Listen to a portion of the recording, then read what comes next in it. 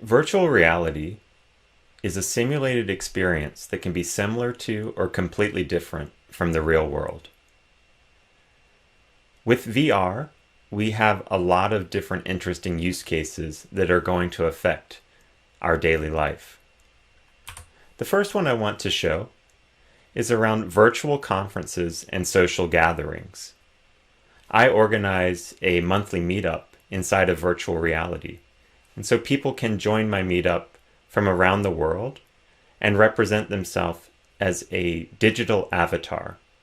On the screen, I have a picture of Alt Space VR, which is one virtual reality social gathering platform. So on this platform, you can choose what your avatar looks like. You can customize what your avatar is wearing. You can appear as a robot or appear as a human. One thing that's very exciting in AltSpace that points to the future of our daily life is they currently have a feature in beta where you can choose the language you speak and then also the language that you want to see captions displayed in. So this is very futuristic. For example, I can be speaking in English and have my captions of anyone else speaking display as Japanese. I'm going to show you a short video from a recent conference that I held inside of virtual reality that Ueki-san was able to attend. I'm speaking Japanese. Ah, It's working. おはようございます。 it's working. 今日はトーマスに誘われてここにやってきました。私たち日本人は英語を話さないので、いつも言葉の壁に悩まされています。でも、この技術を使うと、その壁がなくなり、より多くの皆さんとコミュニケーションが取れそうなので、とても感激しています。今日はありがとうございました。No, that's great. Excellent. This is fantastic. Wonderful. Thank you. どうもありがとう。So in this example, Ueki-san is speaking Japanese, and on the screen we're displaying the real-time translation of Japanese.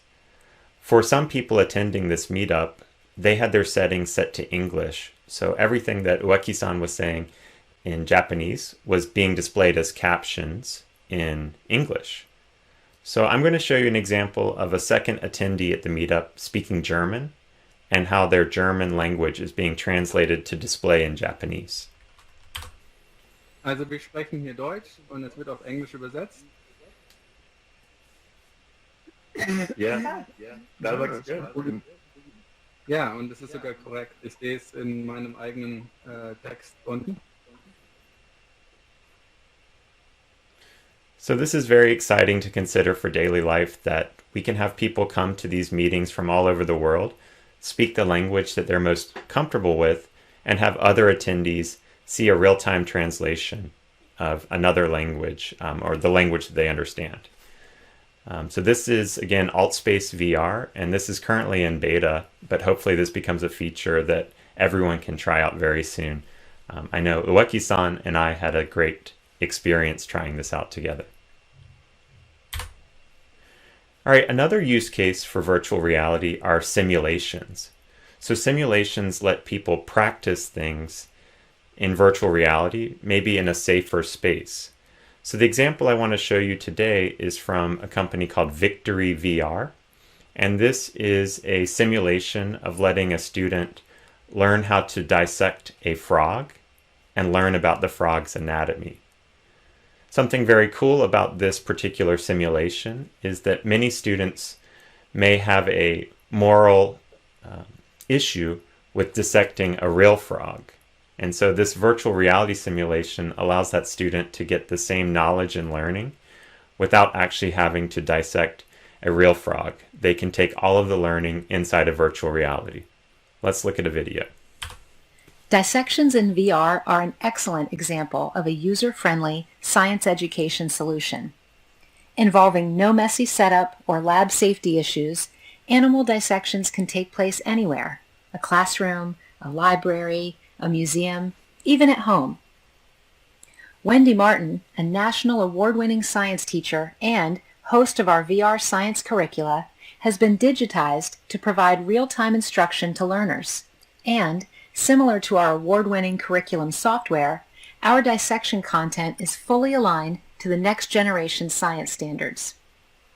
Science teachers will feel confident that our VR Frog dissection experience is a suitable substitution for the traditional classroom experience. No detail has been overlooked, from our 2-scale lifelike virtual frog, the dissection equipment, and most important, our standards-aligned, teacher-facilitated, guided lesson. And again, so many different areas to think about for simulations, but that's a very exciting one and a great example you can try today. The last VR use case that's going to affect our daily life is architecture explorations. So imagine that you are moving to New York City from Japan, and it's very difficult to rent an apartment in New York City. They rent very quickly. So one of the ideas for virtual reality is you can go and experience the apartment inside of virtual reality from Japan, maybe before you move to New York City. I know this would have been a cool use case for me when I was moving to Tokyo, if I could have walked around and explored different apartments inside of virtual reality before I actually came to Japan. So let's look at this video from Brian Howard. He's digitized a particular condo, but just imagine that this could be used in pretty much any environment and allow you to explore a piece of real estate virtually from your own home without requiring you to travel and go visit it. So what we are seeing is a real-time condo environment running in virtual reality. You can look around, crouch down to the floor, or even jump up to look over the fridge. You move around by teleporting your position with the hand controllers. I use the teleportation method as it is more suited for new users of virtual reality. Doing so, you are much less likely to feel motion sickness, but at the same time, it can be rather limiting for people with more experience using virtual reality. To fully appreciate this, you would actually need to watch it on a virtual reality headset, as the video we are watching now is only in 2 dimensions. So how did I create this scene? The virtual condo is based off a real place, and by living here it made matching the look and feel much easier. I can safely say that walking around in the virtual condo feels right at home in terms of look and feel to the real thing. So that's a very high resolution video of that particular condo, and you can really feel like you are inside of that apartment, inside of that virtual reality headset. Now let's talk about augmented reality, AR. This is an interactive experience of the real world environment where the objects that reside in the real world are enhanced by computer-generated information. The most famous example I have displayed here is the Pokemon Go game that was available on smartphones. On the screen we can see an image of a street, and we see a Pikachu character being displayed on that street. So that's the virtual object being placed into the real world environment. So let's look at several examples of AR. So let's look at this example of Google Maps. So this Google Maps uses augmented reality to make it easier to navigate in city environments. So I'm going to search from my location and try to get to Meiji Jingumai Harajuku Station. Here's the normal display of Google Maps telling me to head north and then turn left, but I can press this AR button and actually use my camera to have an overlay. So on the screen I'm being shown a pointer to go turn left. Note that I'm currently walking while I'm using this feature, so it's warning me that for my safety I should only use live view while I'm standing still. So here I've stopped again, and I'm getting an indicator to say continue this way, and it's telling me to walk 60 meters. So I'm going to move to another intersection. I'm walking. Now I can turn on the camera again and start looking around to make sure I'm going in the right direction. So I point. When I turn the wrong direction, I get an indicator telling me to turn my camera to the right because I'm actually navigating in the wrong direction. So as I turn to the right, I get these indicators again overlaid on the street to tell me which way to continue. And then here's just one more view of another intersection. And again, it's very helpful to get the pointer and be told, keep going this way. It really helps a lot when navigating, because sometimes using the map view itself, it can be very confusing. Another cool use case is this tool called Aira, which is a visual interpreter for the blind. So people who are blind and low vision can wear glasses or use their smartphone to connect with an Aira agent. And an Aira agent is someone that can help give information to the blind person to navigate in the real world. So I'm going to show you an example that's very current right now related to coronavirus and making sure that people who are blind can maintain a safe distance from other people as they navigate around in the real world. You're about to experience what it's like to work with an Aira agent to maintain social distance. These people are moving through public spaces. Some are using canes, while others work with guide dogs. Thanks for calling Aira. This is Emily. What would you like to do today? We are here at the grocery store. There I am with my mask. Yes. Yay! There's a man entering the store about 10 feet in front of you on the right. Is there a bunch of people in line in front of me? There's a gentleman 6 feet in front of you talking to a bank teller. It looks like he's finishing up, and then it will be your turn. I'd like to go into Walgreens and find some Tylenol for arthritis. Can you help me do that? I sure can. At the end of this aisle is the pharmacy. The line starts 6 feet in front of you. Do you mind directing me to the food area? Okay, sure. Your path is clear. You're just passing a bunch of cashiers on your left-hand side.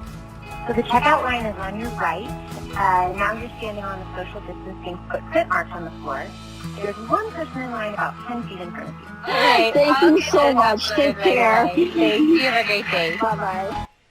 So Aira is a hugely exciting piece of technology, letting people who are blind and low vision be much more independent out in the real world when navigating. Here is an advertising use case. So this is kind of art video from Keiichi Matsuda called Hyperreality. But this is an idea that some people see the future of augmented reality being used for advertising. On the screen, we have someone pushing a shopping cart, and they have a shopping list to remind them what they meant to buy at the store. But you're also going to see in the video that as the person's navigating the store, they're getting alerts and recommendations to buy different items from the store.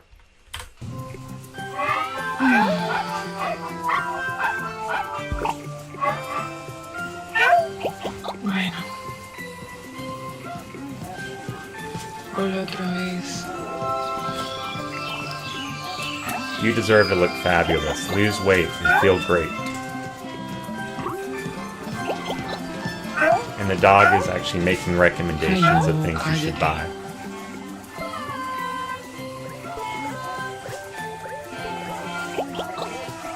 And the dog's asking you to buy it a bone.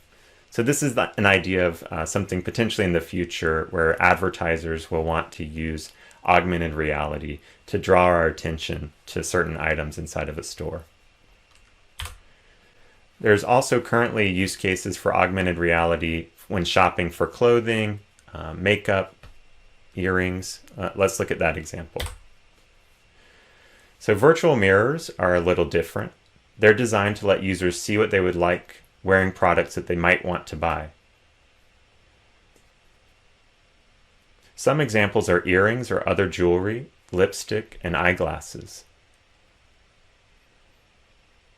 These smart mirror applications are gaining popularity among retail businesses which want to get people into their stores.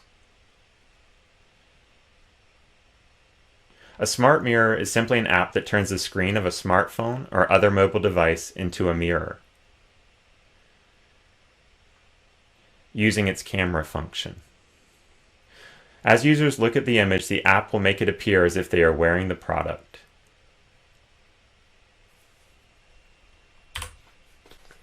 Another use case of augmented reality is to help children with autism understand emotion.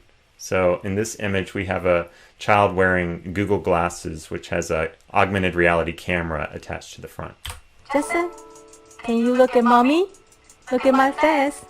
Then we're going to play guessing game, okay? Yes. Good job. Look at mommy face. Happy. Good job. And what mommy feel right now? Sad. Good boy. The Autism Off Project is a joint effort at the School of Medicine here at Stanford, and what we're trying to build is a learning aid for kids with autism who struggle to recognize facial expressions that uses emotion recognition and computer vision to help these kids recognize social cues in natural environment. You're almost 100%. Sad. Angry.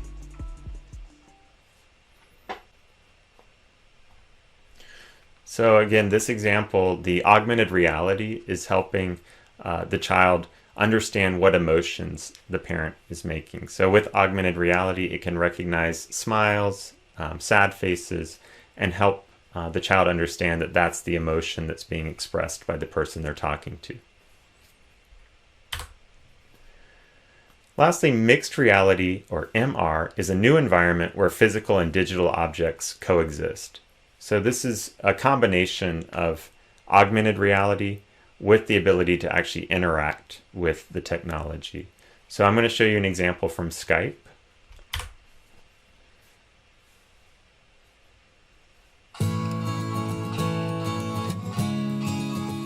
Skype for HoloLens lets you share your world with family and friends.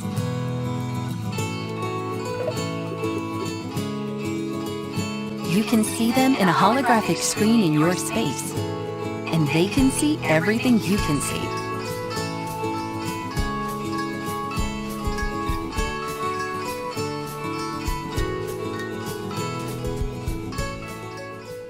And again, that's a use case of Microsoft HoloLens, another device. And in mixed reality, we actually can interact with the virtual objects that are being displayed in the real world. So finally, extended reality, or XR, is a term that refers to VR, AR, and MR. So it's basically all of these different environments under an umbrella term called XR. For the rest of my presentation, I'm going to be focusing on virtual reality, but I hope you got a great introduction to VR, AR, and MR. Let me first explain to you the hardware that you need to use virtual reality. All VR devices include a head-mounted display, otherwise known as a headset. The headset will cover your eyes and have a strap around the back of your head. Some headsets need to be connected to a powerful computer to display graphics. Some headsets are self-contained and contain the graphics card inside of them. VR headsets can display different visual quality levels and resolutions, the same way that televisions and computer monitors have different capabilities. Typically, the higher resolution the headset can display, the higher the price will be. There's a small screen inside of the display that appears in front of each of your eyes. By showing one image in the left eye and the same image in the right eye, but from a different angle, the feeling of depth can be created so that something appears nearer or farther away. On the screen, I'm showing a two-dimensional image that represents an image of a scuba diver standing on a boat with a ship in the background. If you pay attention to the two images, it is shown that the scuba diver is displayed in two different locations. When our eyes view these images together, we can perceive this image in 3 dimensions. One interesting VR headset is the Google Cardboard headset that was released in 2014. This is simply a piece of cardboard that you can buy that you fold your smartphone inside of. This headset works when you pair it with a modern iPhone or Android device. In the screenshot, you can see that the way it works is that your screen turns into the left and right eye and images are projected into it. You then hold the Google Cardboard to your face like you're looking through binoculars. Google put many interesting videos onto YouTube that are filmed in 360 degrees so that you can look in any direction in them while they are playing. Let's look at an example. I found this video titled The Great Hammerhead Shark Encounter, National Geographic, on YouTube. I am demonstrating that you can try these experiences on your computer and use your mouse to pan and look in different directions. I will demo what I look like with my Oculus Quest headset. With it on, if I look up, I will see the top of the water and the underside of a boat floating above me. If I look down, I will see that there is a person on the bottom of the ocean floor filming me. Now I will show that I can look in a circle in a counterclockwise direction.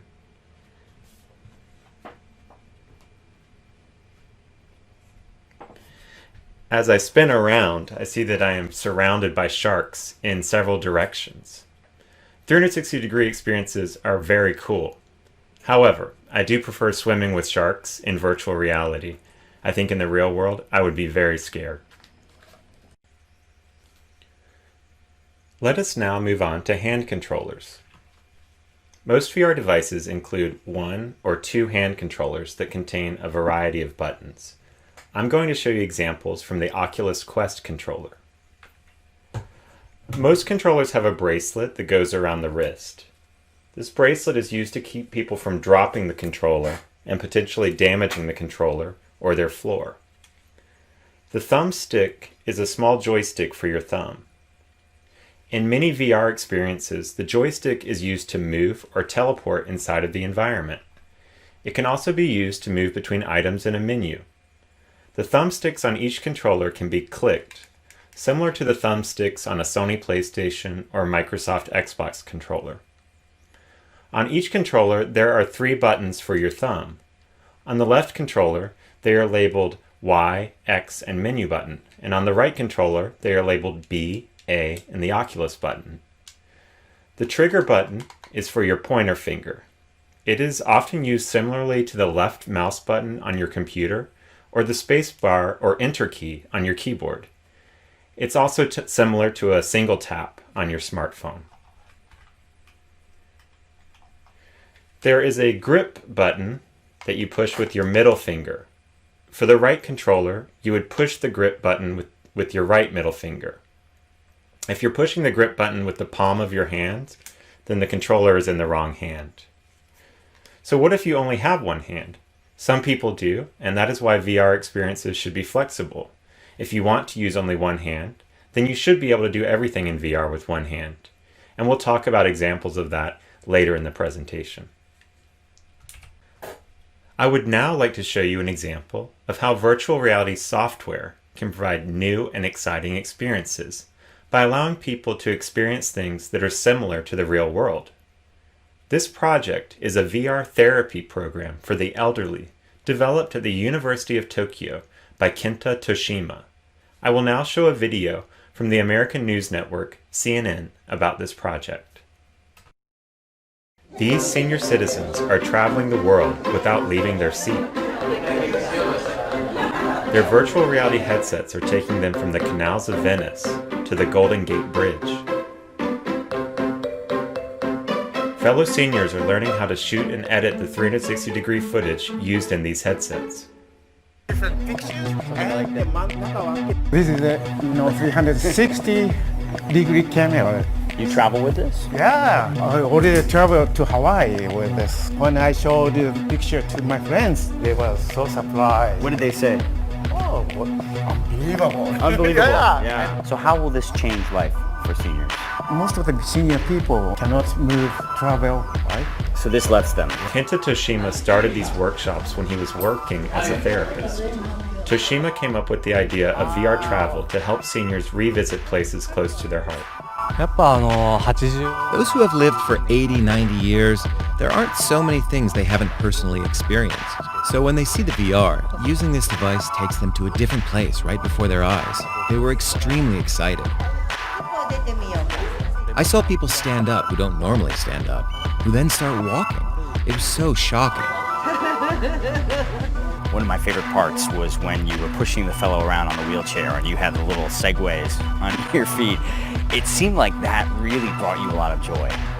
I'm sure it's fun for him, but I might be enjoying it the most.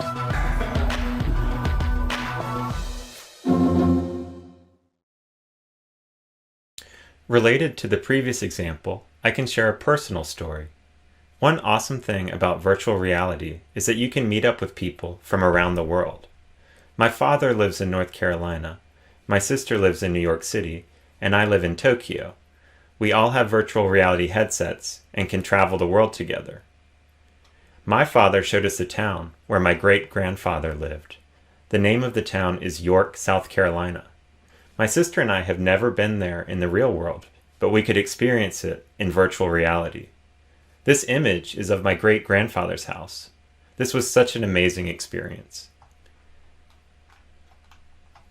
In this video example, my dad is walking us through the main street of York, South Carolina. My dad was able to tell us many different stories as we walked, step by step down the street. On the screen, a VR pointer is aimed at a white storefront labeled Sylvia. The VR pointer then moves into the street. It highlights and selects an arrow that moves us farther and farther down the street. The red circle represents what my father is looking at, and the blue circle is what my sister is looking at. These circles let you draw people's attention to something you want to talk about. By the way, this application uses Google Maps and Google Earth information, so you can travel almost anywhere in the world that has been mapped. So you might be wondering, how can I download and use this application myself? On the screen, I'm showing the Wander application that I just demonstrated. In Japan, it is available for 490 yen. Virtual reality applications are typically installed through stores similar to what we have today on the iPhone and the Android. The two most common stores are the Oculus Store and Steam. The Oculus Store is owned by Facebook, and the Steam Store is owned by Valve. There are concerns from developers that it can be difficult to work outside of these stores, much as there are similar concerns with the Apple App Store and the Google Play Store on our smartphones. Some virtual reality applications are free to use, and prices generally though range from $5 to $40 US. One interesting policy is that you can download and try an experience and receive an immediate refund within 14 days. You can only get the refund if you have played the experience for less than 2 hours. I think this is a great policy, as often virtual reality experiences look like they may be interesting, but once you try it out, you realize it's not something you will use frequently. I am now going to show an example of virtual reality software that is a simulation of the real world, but does not look like the real world. This application is named Virtual Nihongo. This application is part of a research project by Rob Dongus from the University of Sydney in Australia. The idea of the application is that foreigners may be nervous about coming to visit Japan for the first time if they do not understand Japanese or do not understand the culture and customs. This application will let them practice inside of a simulation some of the first experiences that they will have when they come to Japan. The video starts with you being on a flight bound for Japan. We start with a computer screen. Welcome aboard flight VR015 bound to Japan. We see other passengers are sitting inside of a first-class cabin. A stewardess wearing a blue hat walks up and approaches us.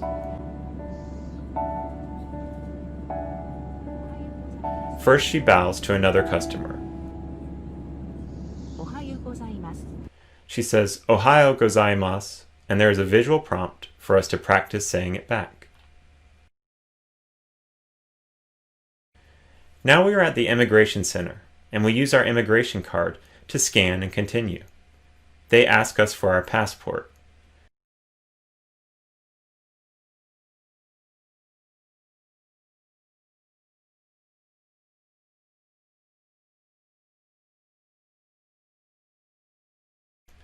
Now we're at a vending machine, and we push a button to purchase a green tea.